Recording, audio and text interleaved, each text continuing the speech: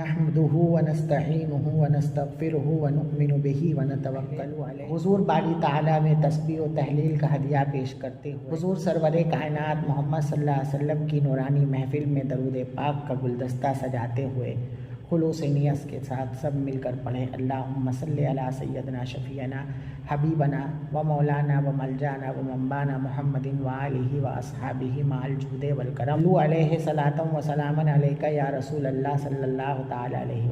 अवामुन नास और व्यूअर्स से ये गुजारिश की जाती है कि आप लोग मेरे वीडियो को देखें और सवाब की नीयत के साथ नबी सल्लल्लाहु अलैहि वसल्लम की तालीम को दूसरों तक पहुँचाएँ और शेयर करें और साथ ही वीडियो को लाइक और सब्सक्राइब करें ताकि मेरी भी हौसला अफजाई और हिम्मत बढ़े।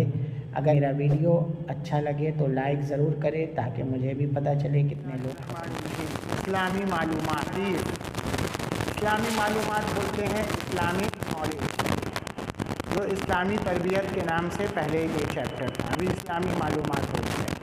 दीन इस्लाम की बातें जान लेने को यानी उसकी नॉलेज सीख लेने को इस्लामी मालूमात कहते हैं। तरगीबी बात, दिल के अंदर असर पैदा करने वाली बात, अट्रैक्शन पैदा करने वाली बात। कुरान, कुल हल यस्तविल लज़ीना यालमून वल लज़ीना ला यालमून। तर्जमा, ए नबी आप कह दीजिए, बोल दीजिए, क्या जानने वाले और ना जानने वाले दोनों बराबर हो सकते हैं? नॉर्मल में बोले जाहिल और पढ़ा लिखा एक जैसा हो सकते हैं? इस रसूल पाक सल्लल्लाहु अलैहि वसल्लम ने फरमाया, फरिश्ते तालिब इल्म से खुश होने की वजह से अपने परों को बिछा देते हैं। यानी रसूल का तालीम जो आदमी सीखता है, फरिश्ते क्या करते हैं, उसको चारों तरफ से घेर लेते हैं और उसको प्रोटेक्ट देते हैं। बस फ़ायदा में देखिए क्या बता रहे, इल्म से बढ़कर दुनिया में कोई दौलत नहीं है, जहालत से बढ़कर दुनिया में कोई नुकसानदेह चीज़ नहीं है। आलिम और जाहिल दोनों बराबर नहीं हो सकते, इसलिए इल्म से इंसान को इज़्ज़त, शराफत, कामयाबी मिलती है। आदमी के अंदर अगर पढ़ाई लिखाई तहजीब नहीं है तो इंसान क्या करता है, लड़ाई झगड़ा में उतर जाता है। जाहिलपंती है तो हर बात में हुज्जत लड़ाएगा। समझ रहे हैं? वही बता रहे हैं, आलिम और जाहिल दोनों बराबर नहीं हो सकते। इल्म से इंसान को इज़्ज़त, शराफत और कामयाबी मिलती है, यानी उसका नाम होता है। जबकि जहालत की वजह से, जहालत बोलते हैं अनपढ़पंती, जाहिलपंती की वजह से इंसान जलील और गुमराह होता है, मतलब लट पट उल्टा सीधा बात बकता है। इल्म ही के ज़रिए अपने खालिक और मालिक की पहचान होती है। बग़ैर इल्म के कोई अपने खालिक और मालिक को नहीं पहचान सकता, मतलब अल्लाह के बारे में। जब आपको पता ही नहीं है तो आप क्या जानेंगे? तो ये पता होना भी तो इल्म है।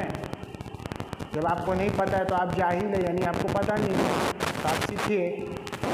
नहीं सीखिएगा, अल्लाह के यहाँ जाइएगा, अल्लाह पूछेगा तो क्या बताइएगा अल्लाह को?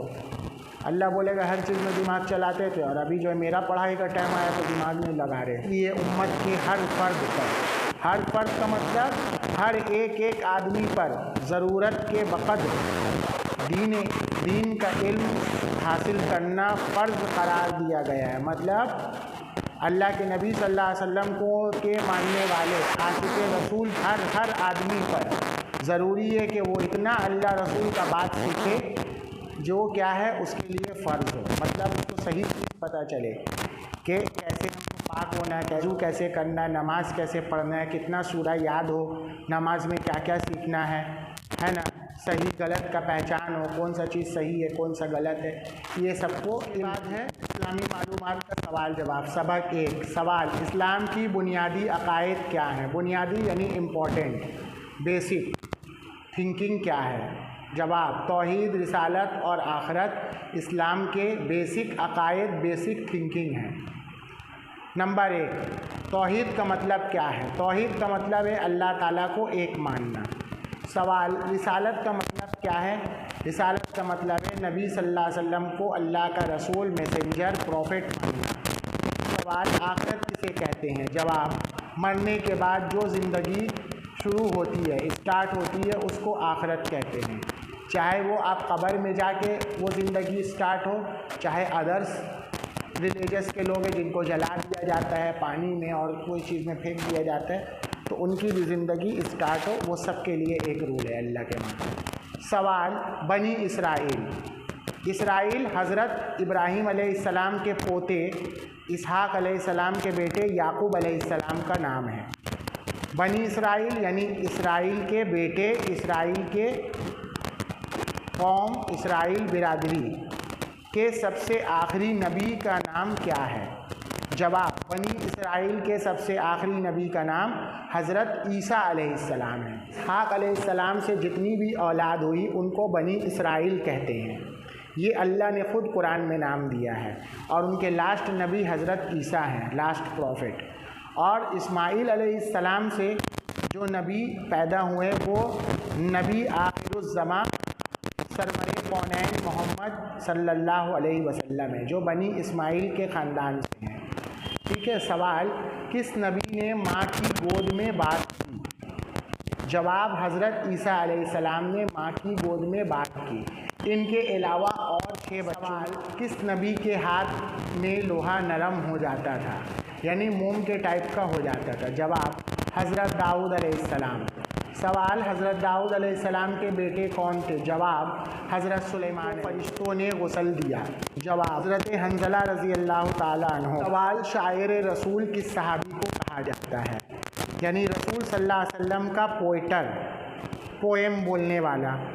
हज़रत हस्सान बिन साबित को। सवाल, हुज़ूर सल्लल्लाहु अलैहि वसल्लम ने किस सहाबी को उम्मत का अमीन, गारंटर कहा है? जवाब, हज़रत अबू उबैदा बिन जर्राह को। सवाल, हज़रत आयशा किनकी बेटी थी? जवाब, हज़रत अबू बकर सिद्दीक़ रज़ी अल्लाह ताला अन्हो की बेटी थी, जिनको खलीफा। सवाल, सैफुल्लाह, अल्लाह की तलवार किस सहाबी को कहा जाता है, किनका टाइटल है? जवाब, हज़रत खालिद बिन वलीद का।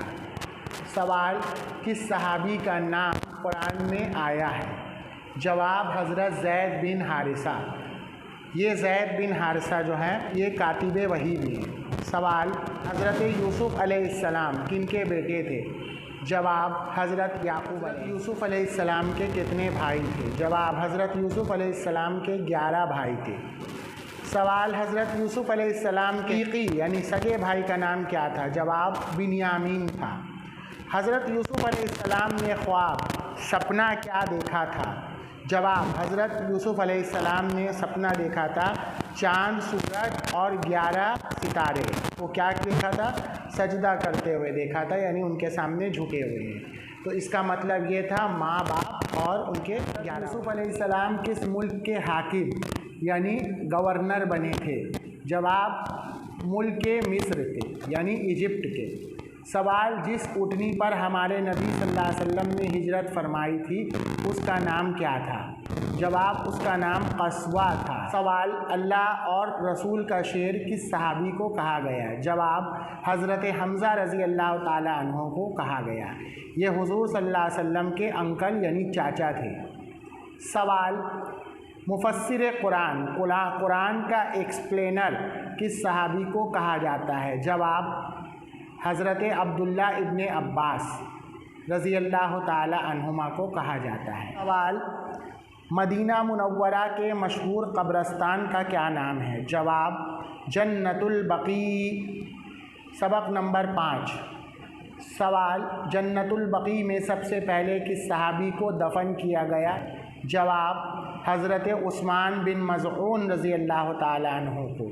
सवाल, वो 10 सहाबा जिनको आप सल्लल्लाहु अलैहि वसल्लम ने एक ही मजलिस में यानी एक ही जगह पर जन्नत की खुशखबरी, गुड न्यूज़ सुना दी, उन्हें क्या बोलते हैं? जवाब, उन्हें अशरा मुबश्शरा बोलते हैं, यानी 10 गुड न्यूज़ सुनने वाले।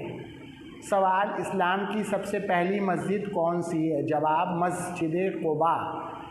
सवाल, मेराज के सफ़र में किस नबी ने उम्मत मोहम्मदिया को सलाम कहलवाया? जवाब, हज़रत इब्राहीम अलैहिस्सलाम ने।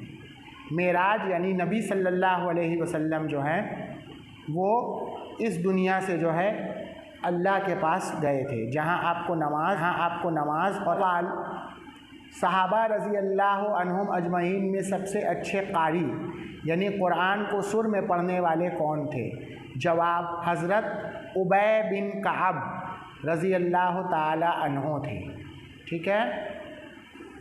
अभी बयानो दुआ और उसके अलावा भी अखलाकी तालीम सब कुछ है, तो उसमें नबी सल्लल्लाहु अलैहि वसल्लम की सीरत और उसके मुताल्लिक आप कब पैदा हुए, कहाँ पैदा हुए, उससे रिलेटेड बातें हैं जो काफ़ी लंबी है।